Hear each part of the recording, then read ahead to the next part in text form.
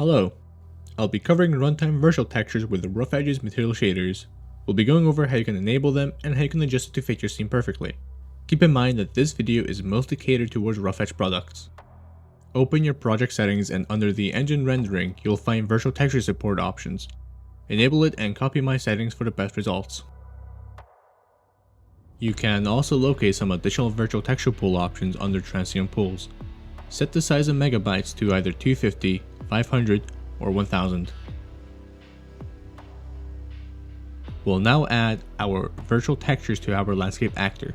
You can find pre-made textures under RoughEdge, Massive Materials, and in the RVT folder. You can make your own in case you have multiple maps that use virtual textures. We'll then add Runtime Virtual Texture volumes and cover our level with it. Create two volumes. One volume will contain our color information and the other will contain our world's height data.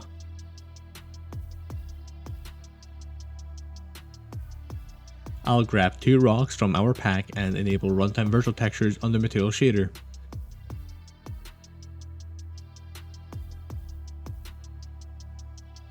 I'll disable all other special shading effects such as our texture overlay so we can track our RVT blending easily.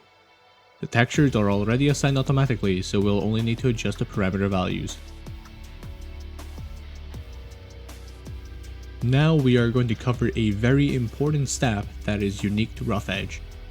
We do not use MIP bias systems for our Runtime Virtual Textures. It is entirely texture based, meaning that while it isn't as performant as your standard virtual texture, the blending will give you a fully detailed texture blend that does not sacrifice visual quality for performance. We chose to sacrifice a little performance and texture memory for the sake of better visual quality. I'll be disabling parallax occlusion mapping on this material. Next, I'll be setting up the far tiling values to 0.1. This step is very important and I'll demonstrate why at the end of the video.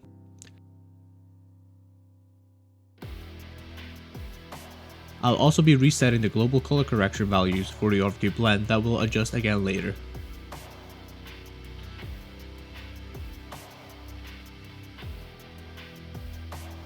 Now we can add our Runtime Virtual Textures into our volumes to project the landscape material onto the static meshes.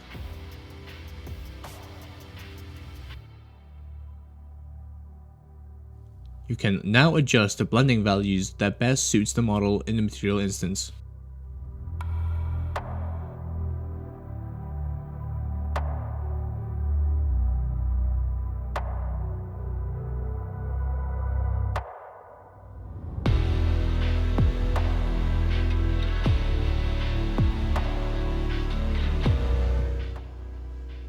Once you've set your values, go back to the landscape material instance and head over to global color corrections. This is where you color correct the RVT blend on the model to match the environment.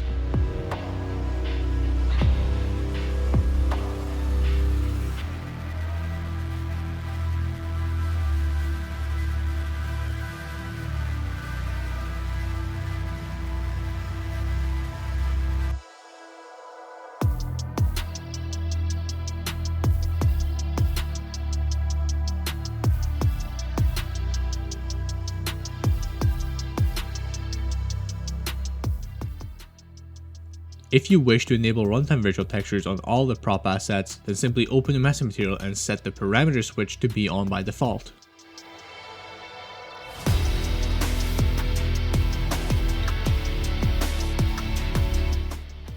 Lastly, I can't stress this enough, but do make sure to set the far tiling values to 0.1.